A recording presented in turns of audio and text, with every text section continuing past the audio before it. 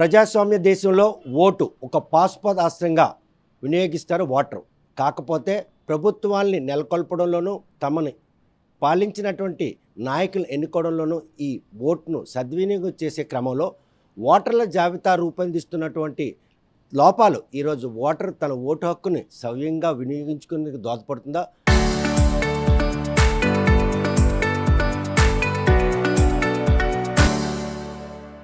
ప్రస్తుతం సమగ్ర ఓటర్ల సర్వే విషయంలో ఉన్నటువంటి పలు అనుమానాలు, ఎందుకంటే ఫామ్ 7 ఎక్కువ చోట్ల అప్లై చేయడం వెనక ప్రభుత్వాలకి ఎన్నికల కమిషన్ తొత్తుగా వ్యవహరిస్తుందన్నటువంటి పరిణామాలు కనిపిస్తున్నాయి.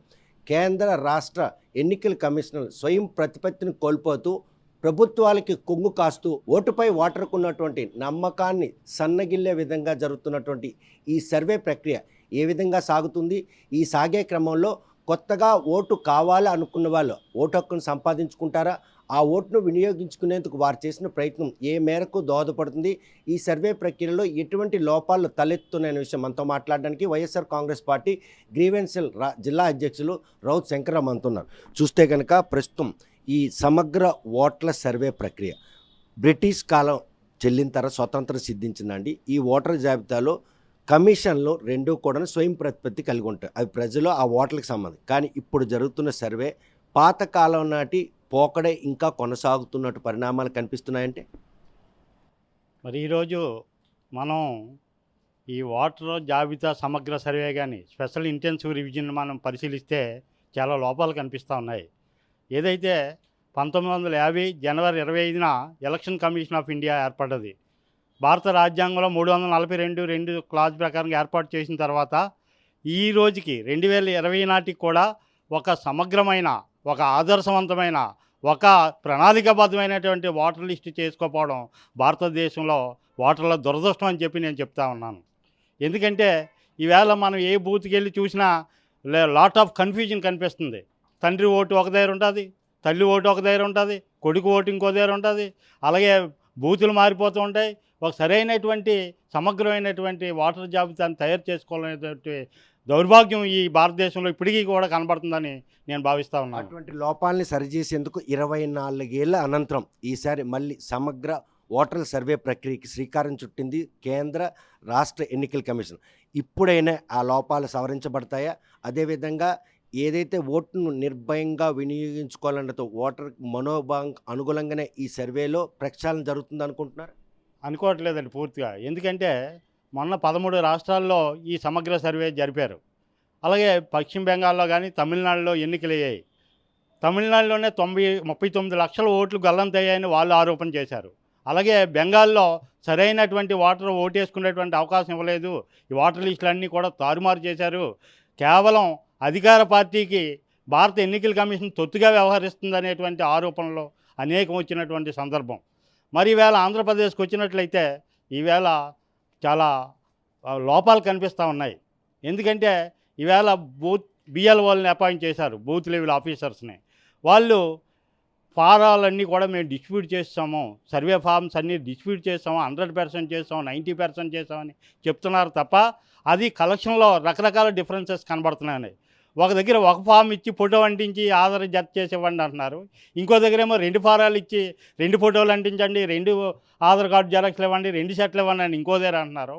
ఇలాగా లాట్ ఆఫ్ కన్ఫ్యూజన్ ఈవేళ ఆంధ్రప్రదేశ్లో ఓటర్కి కనిపిస్తున్నటువంటి సందర్భం. ఇటువంటి అనుమానాలు నివృత్తి కావాలనుకుంటే టెక్నికల్ సపోర్ట్ పరంగా జరుగుతున్నటువంటి ఈ ప్రక్రియలో మాన్యువల్ కంటెంట్ ఎక్కడ కనెక్ట్ అవుతుంది? అధికార పార్టీకి ఎన్నికల కమిషన్ తొత్తుగా వ్యవహరించే పరిణామాలు ఈ సర్వేలో చోటు చేసుకున్నాయంటే అనేకం చోటు చేసుకున్నటువంటి సందర్భాలు కనిపిస్తూ ఉన్నాయి. మరి ఉదాహరణకి 2019 ముందు సేవామిత్ర యాప్ ద్వారా టీడీపీ వాళ్ళు అనేక ఓట్లని తొలగించినటువంటి సందర్భం మనకు కనిపించింది. మరి ఈవేళ కూడా 2002లో special revision of intensive revision అన్నారు, స్పెషల్ రివిజన్. మరి ఈవేళ 2026లో 24 సంవత్సరాల తర్వాత స్పెషల్ ఇంటెన్సివ్ రివిజన్ అంటున్నారు. స్పెషల్ ఇంటెన్సివ్ అంటే ఉద్దేశపూర్వకంగా ఇది చేస్తున్నామనే మాట వాళ్ళు చెప్పారు. ఈవేళ 6.5 కోట్ల ఓట్లు ఈవేళ భారతదేశంలో గల్లంతయ్యాయి. ఇంకా ఇప్పుడు జరుగుతున్నటువంటి సర్వేల్లో 16.5 కోట్లు, 16.50 కోట్ల ఓటర్లు గల్లంతయ్యే సూచనలు కనిపిస్తూ ఉన్నాయి. మరి ఈ సమగ్ర సర్వే అనేది భారత ఎన్నికల కమిషను ప్రత్యేకంగా చాలా నిశితంగా పరిశీలించినటువంటి సందర్భం కనబడలేదు. ఇదంతా గందరగోళంగా కనబడుతున్నటువంటి పరిస్థితి. ఈవేళ భారతదేశానికి అధికారం ఉన్న పార్టీకి తొత్తుగా కాపు కాసి ఈవేళ ఎవరైతే వైసీపీ ఓట్లు కానీ సానుభూతి పనులు కానీ లేకపోతే ఇతర పార్టీలు ఓట్లు కానీ సానుభూతి పనులు ఉంటే వాళ్ళందరూ ఓట్లు తీసేయాలా అనేటువంటి ఒక దురాలోచనతో ఈవేళ భారత ప్రభుత్వం ఈవేళ ఎన్నికల కమిషన్ ఉపయోగించుకొని ఈవేళ చేస్తున్నటువంటి పరిస్థితి. చూస్తే కనుక ప్రస్తుతం ఓటరు తన ఓటు హక్కుని ఎలా వినియోగించుకోవాలన్నటువంటి అవేర్నెస్ వచ్చినటువంటి ఈ రోజుల్లో తనకు ఓటు లేదు, ఎక్కడ వస్తుంది అని ఎవరిని అడిగేందుకు కూడాను ఎవరు జవాబు చెప్పినటువంటి పరిణామాలు ఉన్నాయి ఇక్కడ. ఈవేళ స్వతంత్రంగా ఓటేసేటువంటి పరిస్థితి ఇక్కడ కనబడలేదండి. ఓటరు ఏ పార్టీకి ఓటేయాలో ప్రభుత్వం నిర్ణయించేటువంటి పరిస్థితి ఈవేళ ఈ గందరగోళం అంతా కనిపిస్తూ ఉంది. దురదృష్టకరం. ఆనాటి నుంచి ఈనాటికి సమగ్రమైన ఓటర్ జాబితా తయారు చేసుకోలేకపోయాం. సరైనటువంటి ఓటరు తన ఓటుని వినియోగించుకోవడంలో కన్ఫ్యూజ్ అవ్వడం. లైన్లోకి వెళ్ళి నిలబడతాడు, కన్ఫ్యూజ్ అవుతాడు, ఓటు లేదంటారు, లా బూత్లో ఉందంటారు, ఈ బూత్లో ఉందంటారు, మీ ఫాదర్ మదర్ ఇక్కడ లేరంటారు. ఇవంతా కూడా చూస్తుంటే అధికార పార్టీ కొమ్ము కాసి ఈ ఓటర్లు కన్ఫ్యూజ్ చేసి ఈ గందరగోళ ప్రజాస్వామ్యాన్ని సృష్టిస్తున్నారు తప్ప నిజమైనటువంటి ప్రజాస్వామ్యంలో ఓటు హక్కు కల్పించుకునే బాధ్యత ఓటర్కి ఇవ్వలేదని నేనైతే భావిస్తూ ఉన్నాను. చూస్తే కనుక 140 కోట్ల జనాభా ఉన్న భారతదేశంలో ఓట్లు శాతం చూస్తే కనుక కనీసం 1/3 కూడా కనిపించే పరిస్థితి లేదంటే ఓటర్లు తమకు అనుకూలమైన వారికే ఓటు హక్కు కలిగించే పరిస్థితులు సర్వేలో చోటు చేసుకున్నాయంటే ఈవేళ మనం చూస్తే డబుల్ ఎంట్రీలు వచ్చేస్తుంటాయి. ఎప్పుడు కూడా చనిపోయిన ఓట్లు వస్తుంటాయి. ఎప్పుడు కూడా ఈ మైగ్రేటెడ్ ఓట్లు వచ్చేస్తుంటాయి. అంటే ఏంటి? ఇక్కడ సమగ్రమైనటువంటి ఓటర్ లిస్టు తయారు చేయడంలో అధికార యంత్రాంగం పూర్తిగా ఫెయిల్ అయింది. ఈవేళ శ్రీకాకుళం పట్టణంలో వార్డుకి బిఎల్ఓలు అప్లికేషన్ ఇచ్చామంటున్నారు. ఎవరికి ఇచ్చారండి? ఎన్ని అప్లికేషన్లు ఇచ్చారండి? మనం ఒక వార్డులో 1500 ఓట్లు ఉంటే కనీసం వాళ్ళు 600, 700 ఇచ్చి అందరికి ఇచ్చేసామని చెప్తున్నటువంటి పరిస్థితి కనబడుతూ ఉంది. ఇవాళ ఓటర్ ఈ విషయంలో అవగాహన లేకపోవడే వాళ్ళకి ఇది ఓటును మలుచుకునేందుకు అవకాశం కల్పిస్తుంది. ప్రభుత్వం కూడా సరైన ప్రచారం చేయలేదు. టీవీ ద్వారా, మీడియా ద్వారా, సోషల్ మీడియా ద్వారా, ఎలక్ట్రానిక్ మీడియా ద్వారా ఈ ఓటు తాలూకా ప్రాధాన్యత ప్రజల్లోకి తీసుకెళ్లాలా. మేము ఈ కార్యక్రమం చేస్తున్నాం, స్పెషల్ ఇంటెన్సివ్ రివిజన్ చేస్తున్నామని చెప్పి ఫోకస్ గట్టిగా ప్రజల్లోకి వార్డుకి వెళ్ళేటువంటి పరిస్థితి ఇవాళ కనిపించలేదు. కానీ ఎన్నికలు అప్పుడు మాత్రం ఓటును వినియోగించుకోండి, ఎక్కువ శాతం ఓట్లు నమోదు కావాలని ఒక ప్రచారానికి మాత్రం ప్రాధాన్యత ఇస్తుంది. ఓటు హక్కు కల్పించడంలో మాత్రం ఈరోజు వైఫల్యం చెందారు అనుకోవచ్చు. బాగా చెందారండి. ఎందుకంటే ఈవేళ మన ఉదాహరణకి అనేక మంది పిల్లలు ఇక్కడ పాలిటెక్నికల్ కానీ ఇంజనీరింగ్ కాలేజీలు కానీ చదవడానికి వస్తారు. వాళ్ళు ఇక్కడ ఓట్లని ఎంటర్ చేసుకున్నారు. ఈవేళ అంతా వాళ్ళు వెళ్ళిపోయారు. వాళ్ళు ఓట్లు తీసినటువంటి పరిస్థితి ఈవేళ లేదు. ఎప్పుడు కూడా ఓటర్ లిస్టు మనం ఎలక్షన్కి వెళ్ళినప్పుడు 60%, 65%, 70% తప్ప 90%, 100% ఓటు క్యాష్ చేసినటువంటి సందర్భాలు లేవు. కారణం ఏంటంటే ఒక సమగ్రమైనటువంటి ఓటర్ లిస్టుని, ఫెయిర్ ఓటర్ లిస్టుని తయారు చేయలేనటువంటి దౌర్భాగ్య స్థితి ఈవేళ ఈ రాష్ట్రంలోని, ఈ దేశంలో కనిపిస్తుందని చెప్పి నేను చెప్తా ఉన్నాను. ఎక్కడ వైఫల్యం చెందింది అనుకోవచ్చు. ఒకప్పుడు మాన్యువల్ ప్రాసెస్లో ఓటు హక్కు కల్పించాలన్నా కూడా జనాభా లెక్కల ప్రాతిపదిక కావచ్చు, అక్కడికి వచ్చి వాళ్ళని అవేర్ చేసి ఓటు ఉందా లేదని అడిగి మాన్యువల్గా ఓటు హక్కు ఇచ్చేది. ఈరోజు టెక్నికల్ సపోర్ట్ ఉన్నప్పుడు కూడాను తనకు ఓటు హక్కు కావాలని ఎక్కడికి వెళ్ళాలో తెలియనటువంటి డైనామోలో కొత్తగా చేరినటువంటి ఓటర్ ఉన్నాడు అంటే ఇప్పుడు అంతా కన్ఫ్యూజన్ ఉందండి. ఫార్మ్ 6 అనేది ప్రజల్లోకి అవేర్ వెళ్ళలేదు, ఫార్మ్ 7 అంటే 8 వెళ్ళలేదు, ఫార్మ్ 8 అంటే 8 వెళ్ళలేదు. ఇది ప్రచారం బాగా చేయాలా. రోజు మీడియా ద్వారా వార్డు వైజు, ప్రతి వీధి వైజు చేసి ప్రజల్లో అవేర్ తేవాలా. ఈవేళ అవేర్నెస్ కనబడలేదు. డిజబిలిటీస్ ఓట్లు ఉన్నాయి. వాళ్ళు వెళ్ళి ఓటుకి బూత్కి వెళ్ళో లేకపోతే కేంద్రానికి వెళ్ళో సచివాలయంకి వెళ్ళో చేయలేరు కదండి. వాళ్ళ ఓట్లన్నీ కూడా వృధా అయిపోతున్నాయి. వెళ్ళి ఈవేళ వాళ్ళకి అవేర్ చేయలేదు. అలాగే ఓల్డేజ్ పీపుల్ ఉన్నారు, వాళ్ళ ఓట్లని అవేర్ చేయట్లేదు. ఇలాగా భారతదేశంలో ఉన్నటువంటి ఓటర్లు అందరూ కూడా వాళ్ళ ఓటు కొన్ని సమగ్రంగా ఉపయోగించుకునేటువంటి పరిస్థితి లేకుండా చేస్తున్నటువంటి ప్రభుత్వాలు ఇవి. దీన్ని మేము తీవ్రంగా ఖండిస్తున్నాం. కానీ ఈ సర్వే ద్వారా అటువంటి అనుమానాలు నివృత్తి అవుతాయి, అటువంటి సమస్యల పరిష్కారం అయ్యేందుకు 24 ఏళ్ళ తర్వాత జరిగినటువంటి ఈ సమగ్ర ఓటర్ల సర్వే ప్రక్రియ దోహదపడే అవకాశం ఉందా? పూర్తిగా ఇది కనబడలేదండి. పార్టీకంగా మాత్రమే కనిపిస్తుంది. దాన్ని మేమే డిమాండ్ చేస్తున్నాం. YSR Congress party election commission demand చేస్తుంది. మీరు సమగ్రమైనటువంటి ఓటర్ లిస్ట్ తయారు చేయండి, చనిపోయిన ఓట్లు తీసేయండి, మైగ్రేటెడ్ ఓట్లు తీసేయండి, డబుల్ ఎంట్రీలు ఏమున్నాయి తీసేయండి, ఎక్కడైతే డిఫరెంట్ బూతుల్లో ఉన్నటువంటి ఓట్లు ఫ్యామిలీ ఓట్స్ అన్నీ ఒక దగ్గర తిండి. ఫార్మ్ 6 అంటున్నారు. 18 సంవత్సరాలు నిన్నటువంటి జూలై 1కి అందరూ ఎంటర్ అవ్వచ్చు అంటున్నారు. ఈవేళ ఎవరికి వెళ్ళి చెప్తున్నారు? వీళ్ళు ఓటు హక్కు కల్పించుకోండి, ఓటు ఫామ్లు తెస్తున్నాం మీరు ఓటు నింపివ్వండి అని వీళ్ళు ప్రచారం చేస్తున్నారండి. ప్రభుత్వం గట్టిగా ప్రచారం చేసినటువంటి పరిస్థితి కనపడలేదు. అసలు ఫామ్ 7 అంటే ఏంటో చాలామందికి తెలియదు. వీళ్ళు సంతకాలు పెట్టించేస్తున్నారు, ఓట్లు తొలగించేస్తున్నారు. కానీ అధికార పార్టీ నాయకులు మాత్రం ఫారం 7 పై బాగా అవగాహన ఉన్నట్టుంది. అవును, వాళ్ళు ఎందుకంటే వాళ్ళు సానుభూతి వైసీపీ సానుభూతి ఓట్లో లేకపోతే ఇతర పార్టీల సానుభూతి ఓట్లో వాళ్ళ ఓట్లో తీసేయడానికి వాళ్ళు ఫారం 7 ఉపయోగిస్తున్నారు. ఈవేళ మనకు తెలుస్తున్నటువంటి పరిస్థితులు గమనిస్తే అధికార పార్టీ ఏదైతే ఉందో ఎన్నికల కమిషన్తో టైఅప్ అయి ఉంది. ఒక కలర్ జెరాక్స్ పేపర్లో వాళ్ళకి వచ్చేస్తున్నాయి, ఇన్ఫర్మేషన్ అంతా వాళ్ళ దగ్గరికి వస్తుంది అని చెప్పేటువంటి ఆరోపణలు కూడా ఈవేళ ఉన్నాయి.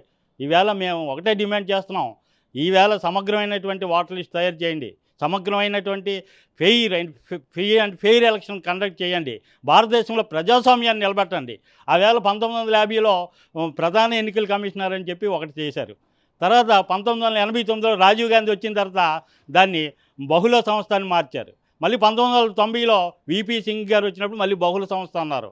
మళ్ళీ తర్వాత 1993-95లో విపి సింగ్ గారు పివి నరసింహారావు గారు వచ్చినప్పుడు మళ్ళీ దీన్ని సింగిల్ ప్రధాన ఎన్నికల అధికారి అన్నారు. ఈవేళ మళ్ళీ డబల్ మార్చారు 95 ఇప్పుడు. అంటే ఏంటి, ప్రభుత్వం దానికి అనుకూలంగా మార్చేస్తుంది ఎలక్షన్ కమిషన్ కూడా. దాన్ని స్వతంత్ర ప్రతిపత్తిని కోల్పోయేటువంటి పరిస్థితిని ఈవేళ భారత ప్రభుత్వం కల్పించింది.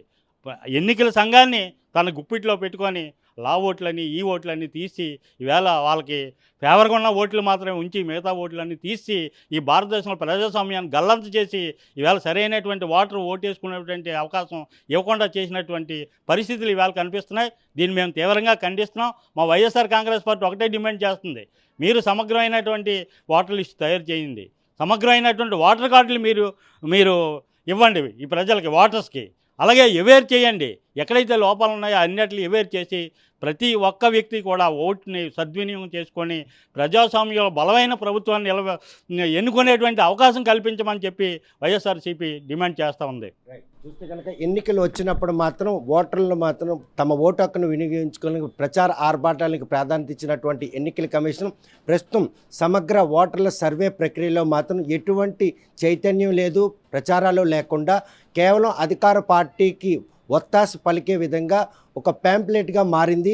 స్వయం ప్రతిపత్తి కలిగినటువంటి కేంద్ర ఎన్నికల కమిషన్ చేస్తున్నటువంటి ఈ నిర్వాహకం ఓటు హక్కు కావాలి అనుకున్న వ్యక్తికి ఓటు హక్కు దక్కే పరిస్థితి లేదు.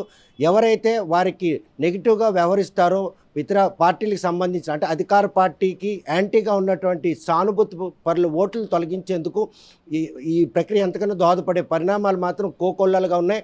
ఫారం 7 ప్రతి చోట కూడాను ఎక్కువగా దాఖలు అవుతున్నాయంటే దాని వెనక ఉన్నటువంటి ఆంతర్యం ఆ సానుభూతి పరులను తొలగించేందుకు ఇక్కడ ఈ సర్వే దోహదపడుతుందే తప్ప ఈరోజు ఓటర్లు తమ ఓటు హక్కును వినియోగించుకునే అనుగుణంగానే ఈరోజు ఈ సర్వే జరగడం లేదని చెప్పి వారు వాదిస్తున్నారు. మరి 24 ఏళ్ళ అనంతరం జరుగుతున్నటువంటి సమగ్ర ఓటర్ల సర్వేలో ఎన్నికల కమిషన్ పారదర్శకంగా తనకున్నటువంటి హక్కులు ప్రకారంగా ఓటర్కి తన ఓటు హక్కును నిర్భయంగా వినియోగించుకునేందుకు అవకాశమైనటువంటి అవసరాన్ని కల్పిస్తారా, లేకపోతే 1950 నుండి ఇప్పటివరకు సమగ్రమైన ఓటర్ల జాబితా రూపొందించడంలో వైఫల్యం చెందినటువంటి ఎన్నికల కమిషన్ తాలూకు వ్యవహార శైలి ప్రజా ఆగ్రహానికి గురయ్యే రోజు సమీపంలో ఉంది అనడంలో ఎటువంటి అతిశక్తి ఉంది. వీడియో జర్నలిస్ట్ రామకృష్ణతో సత్యం, RTV శ్రీకాకుళం.